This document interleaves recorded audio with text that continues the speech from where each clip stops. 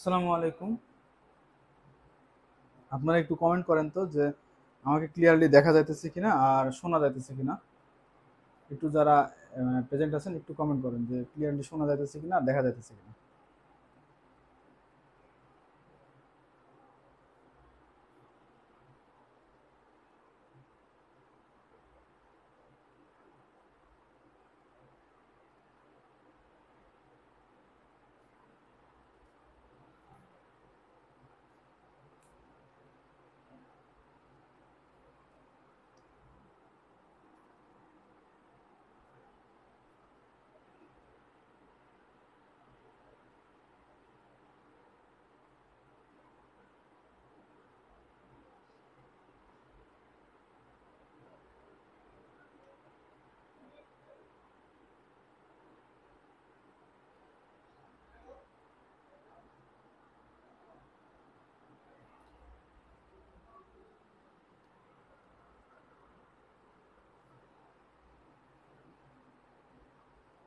না, বোর্ড আসলে অর্ধেক, মানে বোর্ড উপরে আর নাই বোর্ড।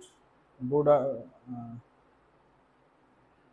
এখন দেখেন তো, মানে এখন ক্লিয়ার কিনা, মানে সাউন্ড আর সবকিছু ক্লিয়ার কিনা একটু দেখেন তো।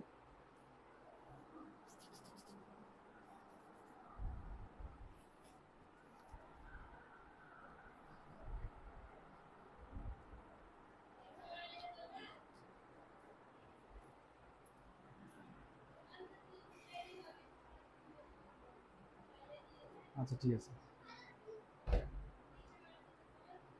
বোর্ড আসলে উপরে নাই আর, মানে একদম বর্ডারে আছে। এখন আজকে যেটা পড়াবো সেটা হলো অণুজীব বিদ্যা।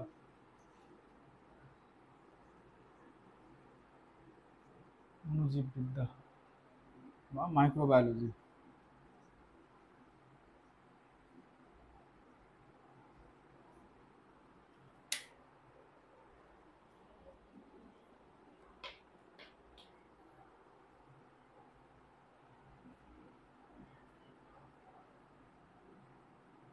অণুজীব অণুজীব বলতে আমরা কাদের বুঝি? মানে অণুজীব হলো যে আহ, অণুবীক্ষণ যন্ত্রের সাহায্যে যাদের দেখা যায় তারাই হলো অণুজীব। অণুবীক্ষণ যন্ত্রের সাহায্যে যাদের দেখা যায়, যন্ত্রের সাহায্যে যাদের দেখা যায়, এটাই হলো অণুজীব। বলেন তো, অণুবীক্ষণ যন্ত্র আবিষ্কার করেছেন কে? আগের দিন পড়াইছি। বলেন তো, অণুবীক্ষণ যন্ত্র আবিষ্কার করেছেন কে, এবং ওই অণুবীক্ষণ যন্ত্র আবিষ্কার করার ফলে অণুবীক্ষণ যন্ত্র থেকে তিনি কি কি আবিষ্কার করেছেন? উম, মানে অণুবীক্ষণ যন্ত্রটা কি আবিষ্কার করেছেন, এবং উনি অণুবীক্ষণ যন্ত্র দিয়ে কি কি আবিষ্কার করছেন, এটা আমি পড়াইছিলাম।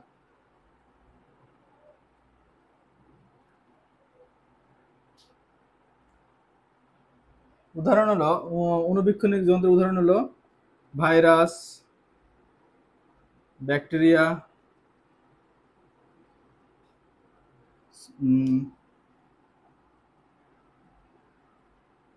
প্রোটোজোয়া, এগুলা। এর উদাহরণ দিয়ে দেয় নিচের কোনটি অণুজীব বিদ্যা উদাহরণ।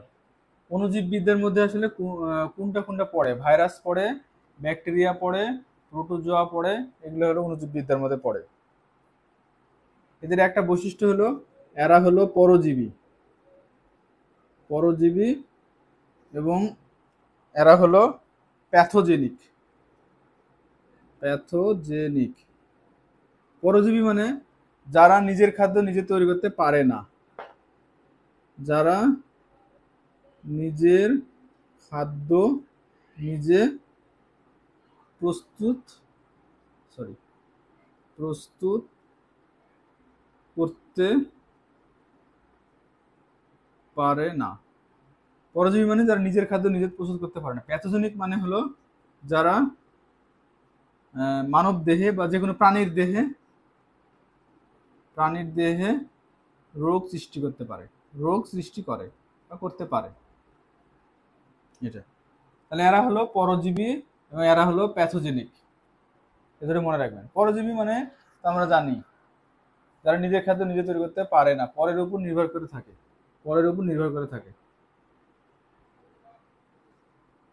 আর প্যাথোজেনিক মানে যারা নিজের দেহে প্রাণীর দেহে রোগ সৃষ্টি করতে পারে।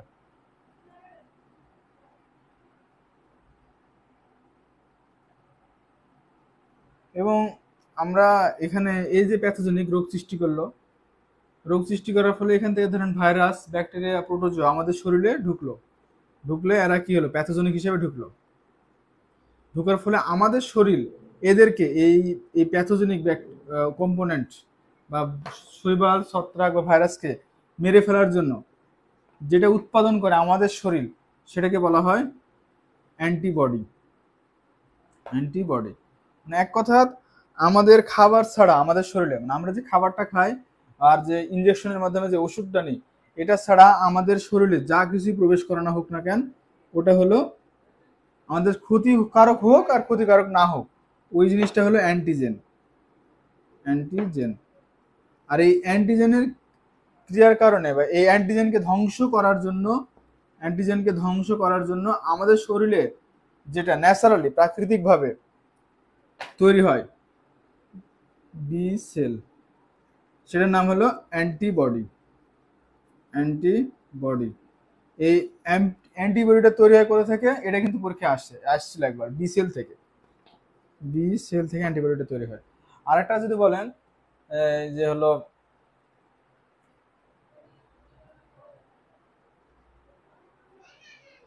একটু জানলেই হবে এখান থেকে, আমাদের শরীরে যে অ্যান্টিজেনের এগেনস্টে যেটা তৈরি হয় সেটা হলো অ্যান্টিবডি।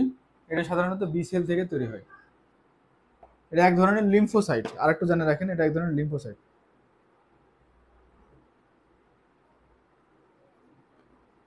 আছে টি লিম্ফোসাইট, আছে বি লিম্ফোসাইট, আছে এরকম আর কি।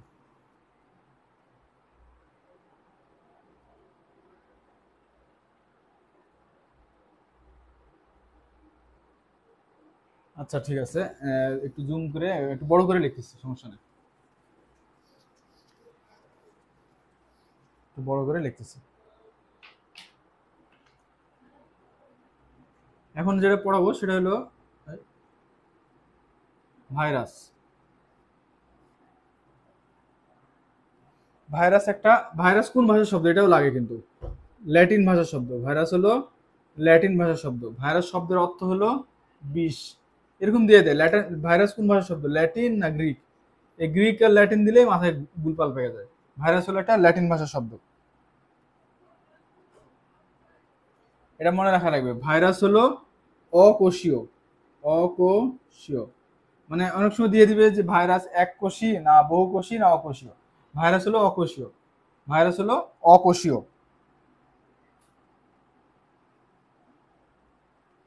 একটা ভাইরাস কি কি থাকে ভাইরাসের মধ্যে, এটা খুবই গুরুত্বপূর্ণ।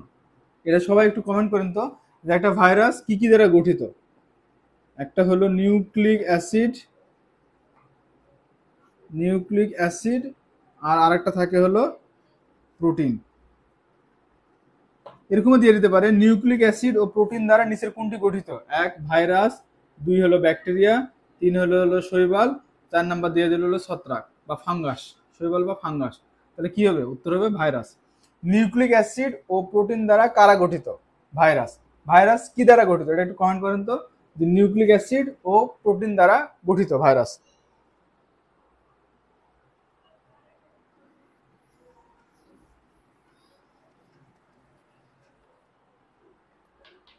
এখান থেকে একটা প্রশ্ন আসে যে লিখিততে, এটা তো পিলি গেল, লিখিততে একটা প্রশ্ন আসে যে ভাইরাসকে জীব ও জড়ের মধ্যবর্তী অবস্থা বলা হয় কেন? এটা হলো আপনার জড় পদার্থ, তার মাঝখানে হলো ভাইরাস, আর এটা হলো জীব। মানে এই জিনিসটা একটু ক্লিয়ার করে দিই আপনাদের। এটা একটু রিটেনের প্রশ্ন, রিটেন। মানে একটা জড় পদার্থ, তার তো কিছুই থাকে না, এর সাথে নিউক্লিক অ্যাসিড আর প্রোটিন যুক্ত হয়ে গেল ভাইরাস। আর এই ভাইরাসের সাথে আবার যখন মানে নিউক্লিয়াস যুক্ত হয়ে যায় জীব। এখানে শুধু পার্থক্য যে ভাইরাসের কোনো নিউক্লিয়াস থাকে না। আর এখানে এটা বলতে পারেন। আর আরেকটা কথা বলবেন, এর 1 নম্বর পয়েন্ট। আর 2 নম্বর পয়েন্টে বলবেন যে ভাইরাস যখন জড় বস্তুর সাথে যুক্ত থাকে বা একটা পাথরের মধ্যে বা বরফের মধ্যে থাকে না, অনেক দীর্ঘদিন বেঁচে থাকতে পারে। ভাইরাস যখন জীবকোষের বাইরে থাকে, এক কথা কোনো জড় বস্তুর সংস্পর্শে থাকে, তখন সে জড় বস্তুর নিয়ে আচরণ করে। এবং ভাইরাস যখন কোনো জীবকোষের মধ্যে প্রবেশ করে, জীবকোষ জীবকোষের মধ্যে প্রবেশ করে, তখন তার যে নিউক্লিক অ্যাসিড, এই নিউক্লিক অ্যাসিডটা জীবকোষ থেকে শক্তি সংগ্রহ করে, তখন সেটা নিজেই একটা কোষের মতো আচরণ করে বা একটা প্রাণীর মতো আচরণ করে। এজন্য ভাইরাসকে বলা হয় জীব আর জড়ের মাঝামাঝি অবস্থা। জীব আর জড়ের মাঝামাঝি অবস্থা মানে ভাইরাস যখন এমনি নর্মালি থাকবে তখন সে একটা জড় পদার্থ। আর এই ভাইরাস যখন কোনো একটা জীবকোষের, জীবদেহের কোষ, সেল, প্রথম দিনে যেটা পড়াইছি, জীবদেহের কোষে যখন থাকবে তখন এটা একটা মানে জীব, এটা একটা জীব বা প্রাণী বা জীবের মতো আচরণ করে। জিনিসটা তো ক্লিয়ার না? রিটেনে আসলে একটু মানে এটা একটু গুছায় লেখেন। এটা এটা এই প্রশ্নটা রিটেনে আসে যে ভাইরাস জীব ও জড়ের মাঝখানে অবস্থান করে, ব্যাখ্যা করুন বা এরকম টাইপ।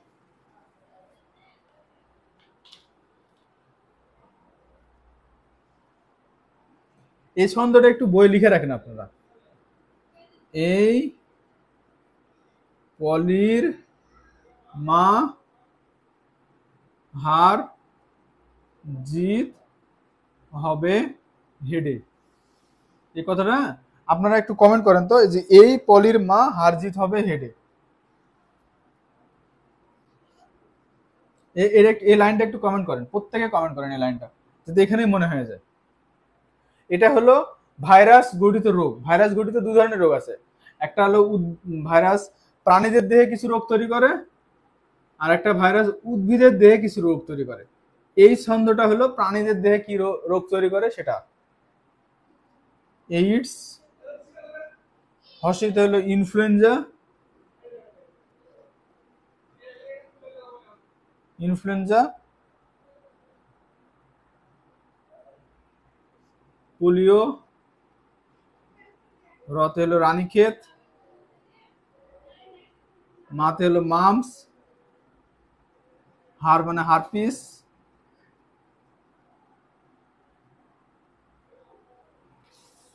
জিত মানে জলাতঙ্ক, হবে মানে হলো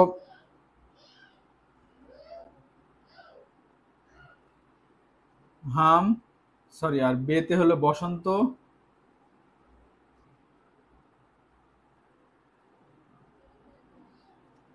আর হেতে হলো hepatitis, hepatitis A B C D E, আর ডতে হলো ডেঙ্গু। এটা হলো মেন ছন্দ। এই ডতে ডেঙ্গু আছে, ডেঙ্গুর মতো একটা আছে চিকুনগুনিয়া, চিকুনগুনিয়া আর জিকা, মানে তিনটাই হলো মশা টাইপ। ডেঙ্গু, চিকুনগুনিয়া, জিকা, এটা মনে রাখবেন। আর ইনফ্লুয়েঞ্জা দিলে ইনফ্লুয়েঞ্জার মতো আছে bird flu, swine flu, Nipah. বুঝছেন না? ইনফ্লুয়েঞ্জা দিয়ে এই তিনটা মনে রাখবেন, যে বার্ড ফ্লু, সোয়াইন ফ্লু আর নিপা। এখন এই পুরোটা এটা মনে রাখতে পারবেন কিনা একটু দেখেন এই ছন্দটা থেকে। এই ছন্দটা থেকে প্রাণী দেহের মানে মানে ভাইরাস প্রাণীর দেহে কি কি রোগ সৃষ্টি করে এটা রিটেনেও আসে। রিটেনে আসলে লিখবেন যে প্রাণীর দেহে কি কি রোগ সৃষ্টি করে, এটা আগে লিখবেন। তারপরে লিখবেন যে উদ্ভিদের দেহে কি কি রোগ সৃষ্টি করে, তাহলে শেষ। আর এমসিকিউতে আসে যে নিচের কোনটি ভাইরাস গঠিত রোগ, দিয়ে দিল হলো ইনফ্লুয়েঞ্জা, দিয়ে দিল এইডস, মামস, হারপিস, জলাতঙ্ক, হাম, বসন্ত, রানীক্ষেত, পোলিও। মানে নিচের, এটা তো একদম কমন প্রশ্ন যে নিচের কোনটি ভাইরাস ঘটিত রোগ, নিচের কোনটি ব্যাকটেরিয়া ঘটিত রোগ। এটা একদম কমন কোশ্চিন। এই ছন্দটা একটু লেখেন, এই ছন্দটা থেকে আপনারা বের করতে পারবেন। একটু ডেভিয়েশন আছে, সেটা হলো ডতে ডতে হলো ডেঙ্গু হেডে, হেডেতে হলো ডেঙ্গু, ডেঙ্গুর মতো জ্বর হয় চিকুনগুনিয়া, ডেঙ্গুর মতো জ্বর হয় জিকা, তো জিকা ফিকা এগুলো আসে না। আর ইনফ্লুয়েঞ্জাতে হলো bird flu, swine flu, Nipah. এই প্রত্যেকটা one kind of influenza. Bird flu, swine flu, Nipah. Nipah কি? ভাইরাস ঘটিত রোগ। এটা একটু দেখে নেন। উঠানো হয়েছে কি সবার?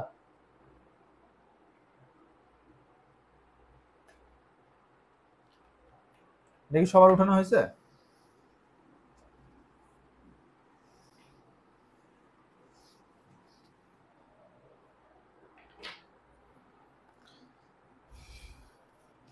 আর এই যে বললাম না উদ্ভিদের দেহে কিছু রোগ সৃষ্টি করে ভাইরাস, সেটা হলো এই দুটো কমেন্ট করবেন, তাহলে একদম ক্লাসে যেতে হয়ে যায়। তামাকের মোজাইক রোগ, তামাকের মোজাইক রোগ, আর হলো ধানের টুংরো রোগ।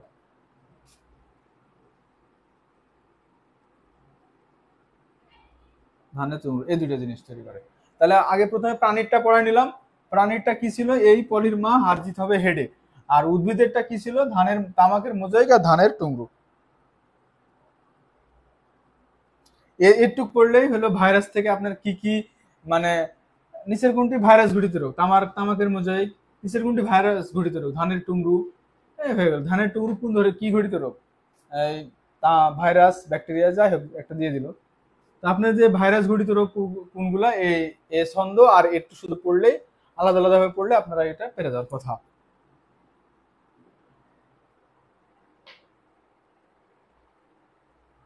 হুম। তামাকের মোজাইক আর ধানের টুংরু। একটু কমেন্ট করেন, তাহলে এখানে মুখস্থ হয়ে যাবে। তাহলে ভাইরাস ঘটিত রোগ দুইটা, মানে একটা উদ্ভিদ, প্রাণী। প্রাণী কি? এই পলির মা হারজিত হবে হেডে। উদ্ভিদ কি? ধানের মোজাইক আর সরি তামাকের মোজাইক আর ধানের টুংরু। আলাদা আলাদা ভাবে কয়েকটা ভাইরাস ঘটিত রোগ পড়া লাগে, সেটা হলো যেমন আপনাদের গুটি বসন্ত। কি কি লাগবে শুধু সেটুকু আমি দেখা দিচ্ছি, এর বাইরে সাধারণত আসে না। গুটি বসন্তের টিকা আবিষ্কার করেছেন কে? Edward Jenner. এটা লাগবে। গুটি বসন্তের টিকা আবিষ্কার করছে এডওয়ার্ড জেনার। এটা একটু কমেন্ট করেন। ইনাকে প্রতিষেধক বিদ্যার জনক বলা হয়। প্রথম প্রতিষেধক, যদি গুটি বসন্ত একটা, মানে এর আগে কোনো প্রতিষেধকই আবিষ্কার হয়নি। গুটি বসন্তের প্রতিষেধক দিয়ে প্রতিষেধকের জগতে পৃথিবী প্রবেশ করছে, এবং এটা করাইছে কার মাধ্যমে? আল্লাহ। এডওয়ার্ড জেনারের মাধ্যমে। উনি হলো প্রতিষেধক বিদ্যার জনক। সরি, উনি হলো প্রতিষেধক বিদ্যার জনক। একটু পড়লেই হবে গুটি বসন্ত থেকে। আরেকটা পড়া লাগবে জলাতঙ্ক। জলাতঙ্ক থেকে যেটা পড়বেন সেটা হলো যে আবিষ্কার করছে কি টিকা লুই পাস্তুর। এটাও একটু কমেন্ট করবেন। ওটা হলো যেমন এডওয়ার্ড জেনার, গুটি বসন্ত এডওয়ার্ড জেনার, এটা কিন্তু খুবই গুরুত্বপূর্ণ। এটা হলো লুই পাস্তুর, এটাও গুরুত্বপূর্ণ।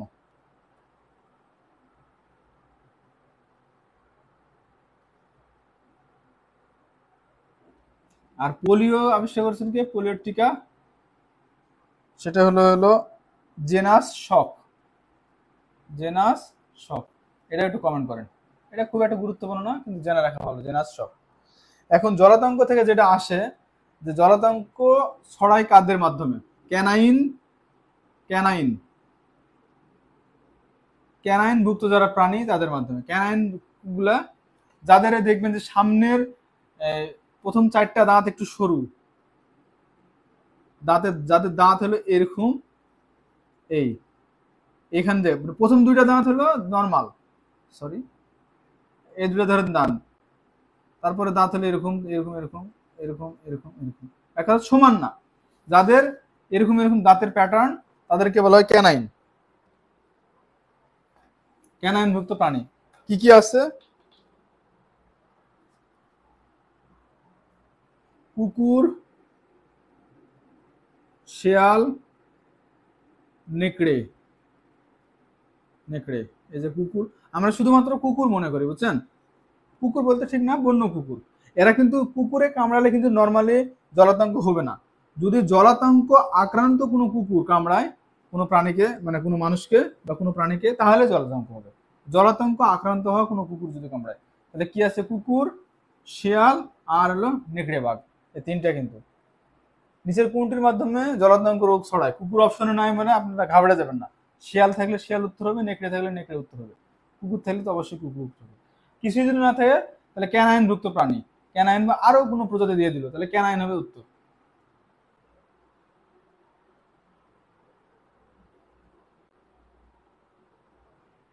ক্যানাইন হবে উত্তর। এটা কি ক্লিয়ার জিনিসটা? ক্যানাইন বা কুকুর, শিয়াল, নেকড়ে।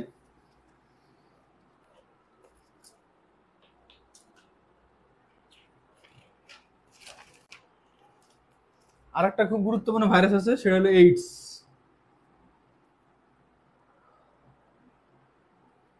এখানে পূর্ণরূপ অনেক সময় দিয়ে দেয় এইচআইভি আর এইডস এর, এজন্য একটু পড়ায়নি। Human immunodeficiency virus, human HIV, এটার পূর্ণরূপ দিয়ে দেয় একদম, দিয়ে দিল ইমিউনোডেফিসিয়েন্সি বা ইমিউনো সাপ্রেসিভ কিছু একটা দিয়ে দিবে, দিয়ে মানে চারটা অপশন চেঞ্জ করে, যেটা আর কি পিএসসি করে। ইমিউনো ডেফিসিয়েন্সি ভিতে ভাইরাস। এটা একটু পড়েন তো, এইডস এর পূর্ণরূপ কি? Acquired immune deficiency syndrome.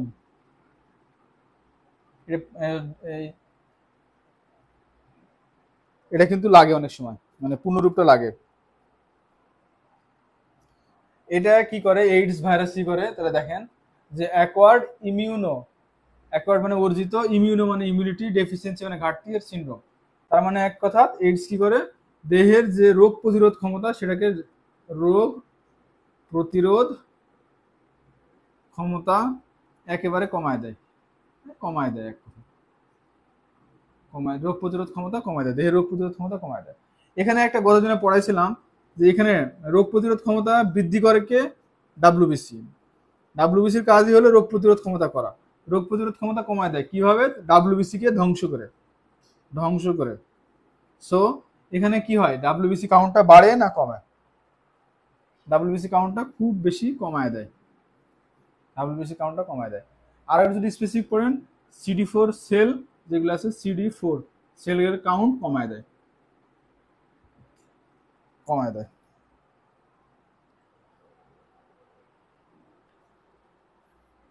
WBC কাউন্টটা কমায় দেয়। এটা একটু কেউ জানলে একটু কমেন্ট করেন তো, যে বিশ্ব এইডস দিবস কবে? এটা একটু জানলে কেউ কমেন্ট করেন তো, যে বিশ্ব এইডস দিবস কবে? 1 ডিসেম্বর। আর এটা একটা রিটেনে আসে যে এইডস কি এবং এইডস কিভাবে ছড়ায়। এইডস কি হলো, শুধু পূর্ণরূপটা লিখে দিলেই হবে। আর এইডস কিভাবে ছড়ায়, বা প্রিলিতে আসে যে নিচের কোন মাধ্যমে এইডস রোগ ছড়ায়, নিচের কোন মাধ্যমে এইডস রোগ ছড়ায় না, তিনটা ছড়ায় দিয়ে আর একটা দিয়ে দেবে, এরকম আর কি। রক্ত সঞ্চালন, মানে এক কথা এইডস আক্রান্ত ব্যক্তির রক্ত যদি কোনো সুস্থ ব্যক্তির দেহে প্রবেশ করে, তাহলে তো ডাব্লিউবিসি দেও প্রবেশ করতেছে রক্তের সাথে সাথে, শ্বেত রক্তকণিকা বা WBC, white white blood cell. So AIDS হয়ে যাবে তারও, এক নম্বর কথা। 2 নম্বর ইয়ে হলো যৌন সংগ্রামের, যৌন অনিরাপদ যৌন যৌন সংক্রমণের মাধ্যমে ছড়ায়, অনিরাপদ যৌন সংক্রমণ, যৌন না অনিরাপদ।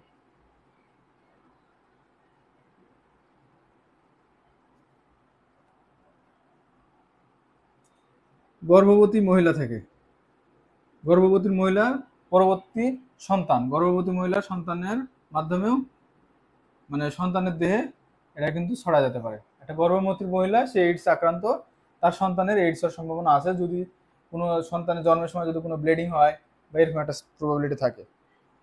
এইডস আক্রান্ত রোগীর যদি সিরিঞ্জ, ব্লেড বা এই যে এই টাইপের জিনিস, ধাতব ম্যাটেরিয়াল যদি কেউ ইউজ করে, সেখান থেকেও ছড়াতে পারে।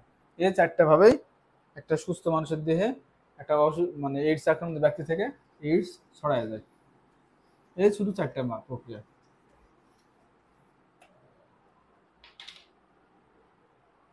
এটুক পড়লে আপনার ধরেন যে ভাইরাস পড়া শেষ, ব্যাকটেরিয়া আসেন।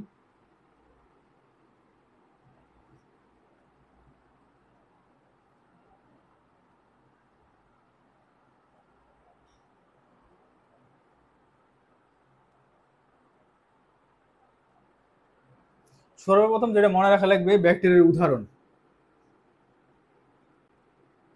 টিটেনাস, মানে মেনলি এখান থেকে যে প্রশ্নটা আসে সেটা হলো যে নিচের কোনটি ব্যাকটেরিয়া ঘটিত রোগ, নিচের কোনটি ভাইরাস ঘটিত রোগ? ডিপথেরিয়া, কলেরা, টাইফয়েড,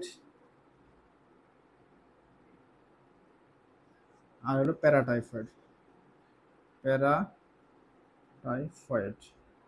তো এটা পড়াতে বেশি টাইম নেই, এই 5টা নাম আপনারা একটু কমেন্ট করেন। Tetanus, diphtheria, cholera, typhoid, paratyphoid.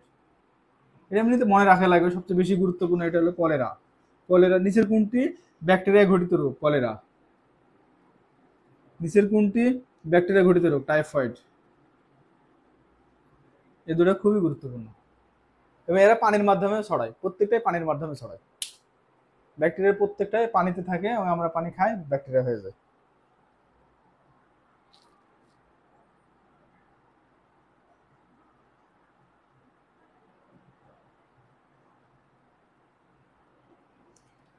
Bacteria আবিষ্কার করেছেন কে? লিউয়েন হুক, আগের দিনে পড়েছিলাম। এর সাথে আবিষ্কার করেছিল হাইড্রা ভলভক্স, এই দুটো আবিষ্কার করেছিল লিউয়েন হুক। ব্যাকটেরিয়া কত সালে আবিষ্কার হয়েছে? 1675 সালে। এটা একটু পড়েন, লাগে না যদিও।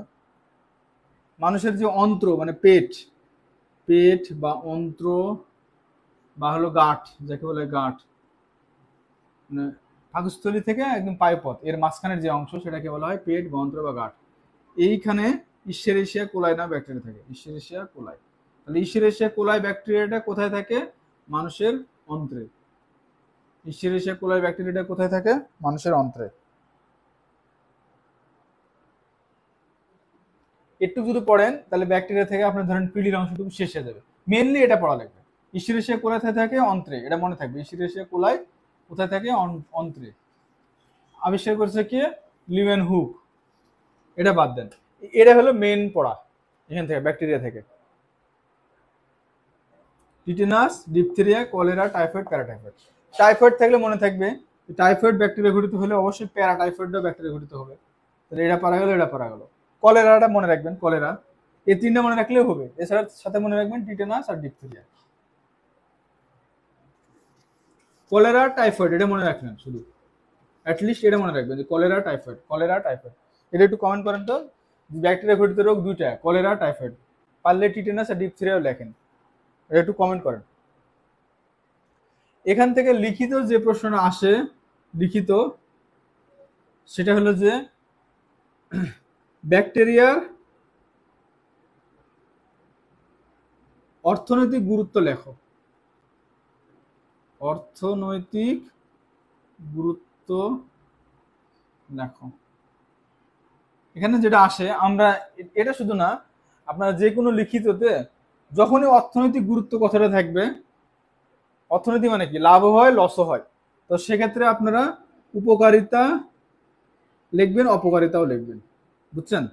যদি বলে যে ব্যাকটেরিয়ার উপকারিতা লেখো, তো উপকারিতা লিখলেন। আর যদি বলে অপকারিতা লেখো, তাহলে অপকারিতা লিখলেন। এভাবে আসে, ব্যাকটেরিয়ার উপকারিতা বর্ণনা করুন, ব্যাকটেরিয়ার অপকারিতা বর্ণনা করুন, এরকম আসে। কিন্তু আবার এটাও আসে যে অর্থনৈতিক গুরুত্ব লেখো, 5 মার্কে দিয়ে দিল। উপকারিতা দিলে 2.5 মার্কসের দেয়, অপকারিতা দিলে 2.5 মার্কসের দেয়।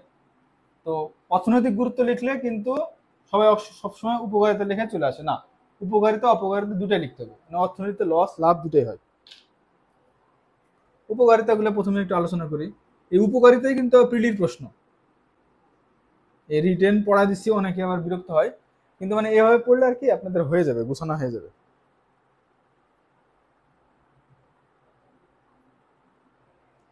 উপকারিতা আছে যে দুধ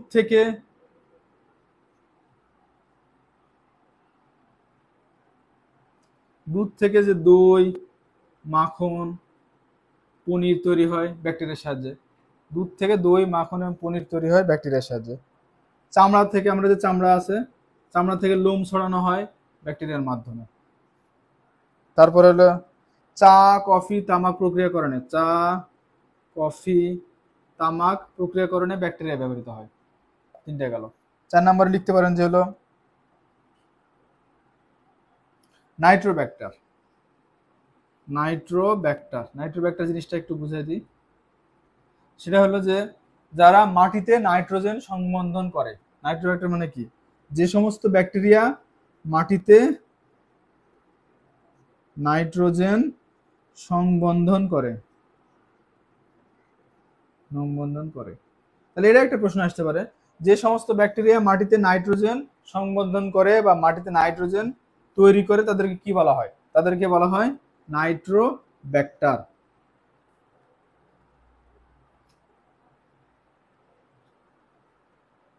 বুঝছেন? তো নাইট্রোব্যাক্টেরিয়া জিনিসটা কি? যে সমস্ত ব্যাকটেরিয়া মাটিতে নাইট্রোজেন সংবন্ধন করে, এদের উদাহরণটাও লাগে।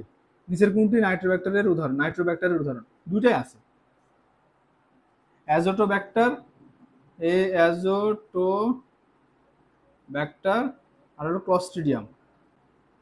ক্লস্ট্রিডিয়াম, এটা একটু কমেন্ট করেন তো যে নাইট্রোব্যাক্টারের উদাহরণ কোনটি? নাইট্রোব্যাক্টারের উদাহরণ হলো অ্যাজোটোব্যাক্টার আর হলো ক্লস্ট্রিডিয়াম, এই দুটো হলো নাইট্রোব্যাক্টার। মানে এক কথা, অ্যাজোটোব্যাক্টার এবং এবং ক্লস্ট্রিডিয়াম এরা মাটিতে নাইট্রোজেন সংবন্ধন করে। এদের গোড়ায় একটা একটা বিশেষ ধরনের অঙ্গাণু থাকে, বিশেষ করে আরেকটা আছে যে সিম, আমরা যে সিম আছে না, সিম জাতীয় যে শস্য, খাদ্যশস্য যেগুলো আছে, তাদের গোড়ায় থাকে হলো রাইবোজিয়াম। এরা মাটিতে নাইট্রোজেন সংবন্ধন করতে সহায়তা করে। ওদের গোড়ায় একটা একটা আলাদা একটা অঙ্গাণু থাকে, যার নাম হলো রাইবোজিয়াম। এই রাইবোজিয়ামের সাহায্যে এরা মাটিতে নাইট্রোজেন তৈরি করে। মাটিতে নাইট্রোজেন তৈরি করলেও এটা উপকারিতার মধ্যে পেলাম কেন? কারণ এই যে নাইট্রোব্যাক্টার যারা মাটিতে নাইট্রোজেন সংবন্ধন করে, ফলে মাটির উর্বরতা বাড়ে। এই যে ইউরিয়া, পটাশ এগুলো দিই না, এদের লাস্টে যে একদম এরা নাইট্রোজেনই হয়, নাইট্রোজেন হয়ে মাটির উর্বরতাটা বাড়ায়। মনে থাকবে যে নাইট্রোব্যাক্টারের উদাহরণ কি? অ্যাজোটোব্যাক্টার আর ক্লস্ট্রিডিয়াম। এই দুটো হলো অ্যাজোটোব্যাক্টার আর ক্লস্ট্রিডিয়াম হলো নাইট্রোব্যাক্টারের উদাহরণ। নাইট্রোব্যাক্টার জিনিসটা কি? যারা মাটিতে নাইট্রোজেন তৈরি করে বা মাটিতে নাইট্রোজেন সংবন্ধন করে। উপকার কি হয়? মাটির উর্বরতাটা বাড়ে।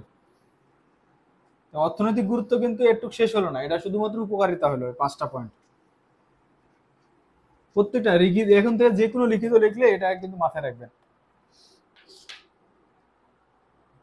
আর অপকারিতা যদি লিখি, অপকারিতা এটাও একবার লিখে রাখেন।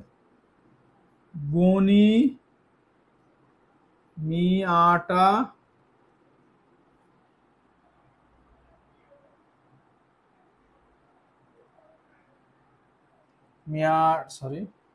গনিমিয়াটা যদি ধোকা খায়, ধোকা শুধু মেয়েরা বা ছেলেরাই খায় না, গনিমিয়াও খায়। এই কথাটা একটু লিখে রাখেন। এই ছন্দ দিয়ে হলো মানে ব্যাকটেরিয়া ঘটিত যে সমস্ত অসুখ আছে সেগুলা পাওয়া যাবে। প্রথমে আমরা পড়াইছিলাম 4টা ব্যাকটেরিয়ার নাম পড়াইছিলাম: tetanus, diphtheria, typhoid, paratyphoid, cholera. টাইফয়েডের একটা জাত হলো paratyphoid. Tetanus, diphtheria, cholera, typhoid, 4টা প্রথমে নাম পড়াইছিলাম যে নিচের কোনটি ব্যাকটেরিয়ার উদাহরণ? টিটেনাস দিয়ে দিতে পারে, কলেরা, টাইফয়েড এগুলা। এখন এরা কি কি রোগ সৃষ্টি করে এটার জন্য এই ছন্দ। যেমন এর আগে পড়াইলাম যে নিচের কোনটি ভাইরাস ঘটিত রোগ, এরকম দিয়ে দিবে নিচের কোনটি ব্যাকটেরিয়া ঘটিত রোগ। গতে হলো গনোরিয়া,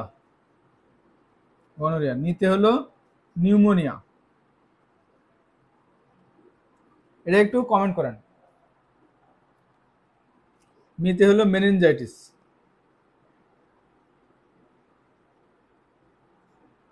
সরি বানানটা ভুল হয়েছে, সরি, সরে হবে মিয়া। আতে হলো আমাশয়, তাতে হলো টাইফয়েড,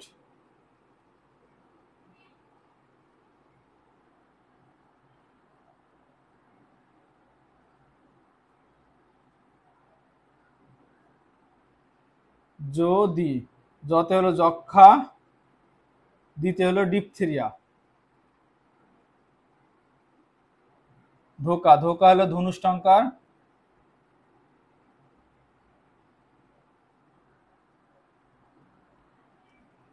ধোতে ধনুষ্টঙ্কার। আর কাতে হলো কলেরা, কাশি মানে হলো হুপিং কাশি, বা কাশি। আর একটা হলো কুষ্ঠ।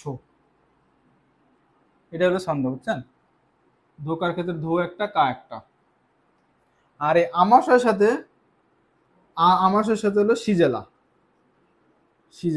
সিজেলা মানে জিনিসটা হলো কি? রক্ত আমাশয়। আমাশয়ের মাঝখানে মানে রক্ত যায়, সেটা হলো রক্ত আমাশয়, তাহলে সিজেলা এখান থেকে পড়ে রাখবেন। আর টাতে হলো টাইফয়েড আর প্যারাটাইফয়েড।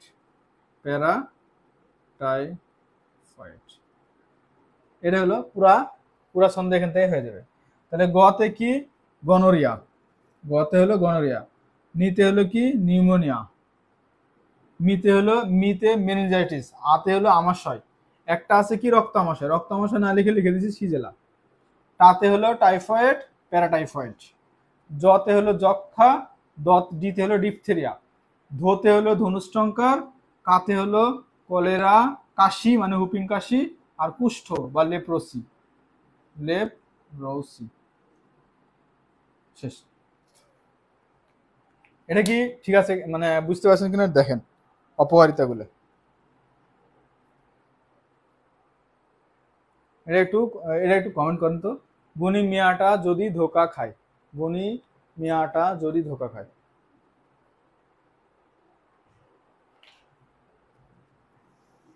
আর একটু কষ্ট করা লাগবে এখানে।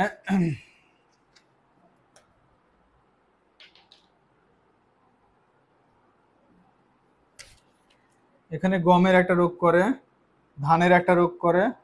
গমের হলো টুন্ডু, ধানের হলো ব্লাইট,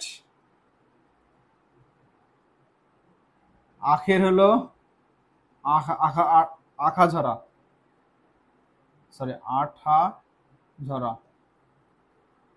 টমেটোর হলো ক্ল্যাঙ্কার।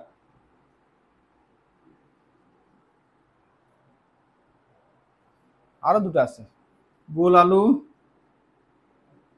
বাদামি পচা, আর হলো ভুট্টার হলো বোটা পচা। ভুট্টার বোটা পচা। তো এখানে যেটা মেইনলি আছে ধান আর গমটাই আসে, বুঝছেন? গমের হলো টুন্ডু, ধানের হলো ব্লাইট। এটা এই দুটো একটু কমেন্ট করেন তো, যে গমের টুন্ডু আর ধানের ব্লাইট হলো ব্যাকটেরিয়া ঘটিত রোগ। গমের টুন্ডু আর ধানের ব্লাইট ব্যাকটেরিয়া ঘটিত রোগ। গমের হলো টুন্ডু, ধানের হলো ব্লাইট। এটা একটু লেখেন, মানে আপনারা যদি জিনিসটা বুঝতে পারেন যে এখানে মেনলি দুটো হলো, নিচের কোনটি ভাইরাস ঘটিত রোগ, নিচের কোনটি ব্যাকটেরিয়া ঘটিত রোগ।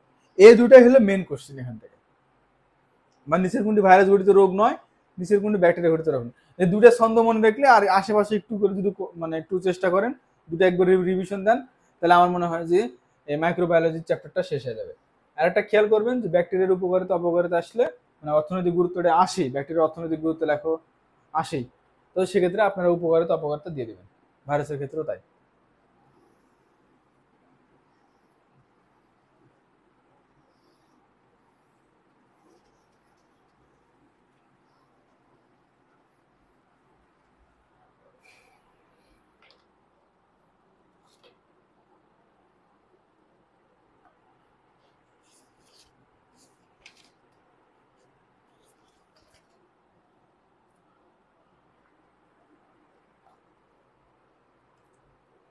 আজকে কি মানে এই ইয়ারে শেষ, বুঝছেন? খাদ্য ও পুষ্টি আজকে পড়াবো, মানে অনুজীব বিদ্যা এটা এখানে একটু পড়লে ইনশাল্লাহ হয়ে যাবে। এটা একটু ভালো করে পড়েন, এটাই বেসিক। আর খাদ্য ও পুষ্টি যদি আজকে পড়তে চান পড়াবো, না হলে আমি নেক্সট নেক্সট দিনে পড়াবো আর কি। একদিনে হয়তো চাপ হয়ে যাবে কিনা। খাদ্য ও পুষ্টিটা একটু বড় আছে, একটু কমেন্টে একটু জানান তো, না হলে আজকে রেখে দিই আর কি, মানে অন্যদিন পড়াবো আর কি। আচ্ছা ঠিক আছে, তাহলে আজকে আর না পড়াই।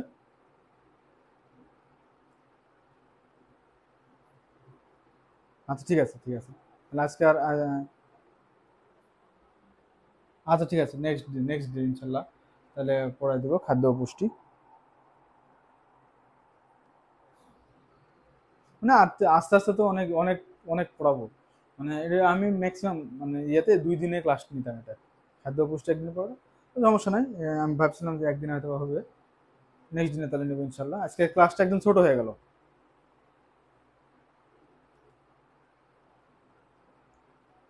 আপনারা যেটুকু পড়ানো হয়েছে ওটা বারবার একটু করে রিভিশন দেন, এই যতটুকু এখন হয়েছে বারবার রিভিশন দেন। আর আলো আর শব্দের ক্লাসের ভিডিও ভিডিওতে থাকার কথা, কিন্তু আচ্ছা দেখতেছি আমি অনেক সময় মানে এর আগেও দুটা ব্যাচ যখন আমরা পড়াইছি, 3টা ব্যাচ, এরকম মাঝে মাঝে হয়তো দু একটা করে ক্লাসের ভিডিও জাস্ট একদিন 2 দিনের জন্য না থাকতো থাকতো না, পরে আবার দেখা যেত যে নিজে নিজে চলে আসছে।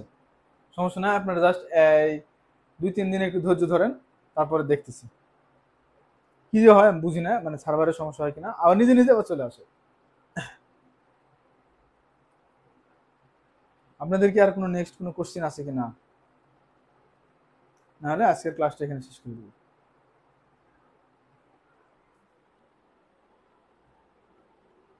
বিজ্ঞানের জন্য আমি যে বইটা সাজেস্ট করি, প্রিলি হলো যে বইটা সাজেস্ট করি সেটা হলো যে MP3, সরি, MP3 অথবা হলো ওরাকল।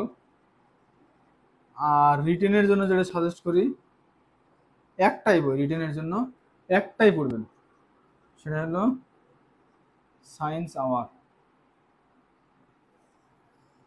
সায়েন্স আওয়ার একটাই রিটেনের জন্য পড়বেন, সায়েন্স আওয়ার। শোনেন, আপনাদের তো মানে এটা প্রিলির ব্যাচ, কিন্তু ধরেন যে রিটেনের একটু জাস্ট ধারণা টাইপের দিই। অনেকে ধরেন যে মেসেজে ইনবক্সে বলে যে ভাই মানে শুধু প্রিলি পড়ান। আবার অনেকে দেখি যে মানে সাপোর্ট করে, এই জন্য একটু দেখায় দিই। যদি যদি না চান তাহলে শুধু প্রিলি পড়াবো। মানে প্রিলি তো শুধু পড়ানো ব্যাপারটা এরকম না, মানে আমি জাস্ট মানে প্রিলি প্লাস রিটেন একসাথে হয়ে যায়। আপনারা এটা ভাবেনি না যে শুধু প্রিলি হয়, মানে সরি, রিটেন পড়াতে যায় প্রিলিটা মার যায় বা এক্সট্রা সময় লাগে, ব্যাপারটা এরকম না। রিটেনে একটা বই পড়বেন, সেটা হলো সায়েন্স আওয়ার। বইটা খুব ভালো।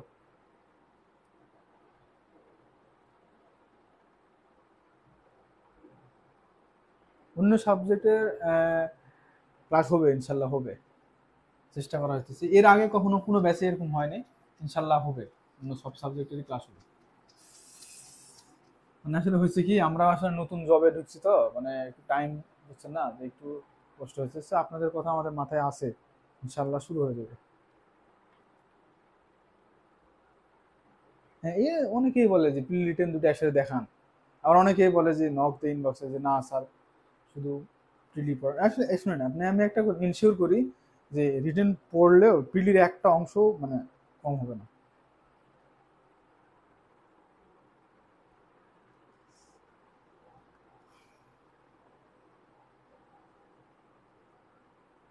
ঠিক আছে, তাহলে আজকের মতো একটুকুই। আসসালামু আলাইকুম।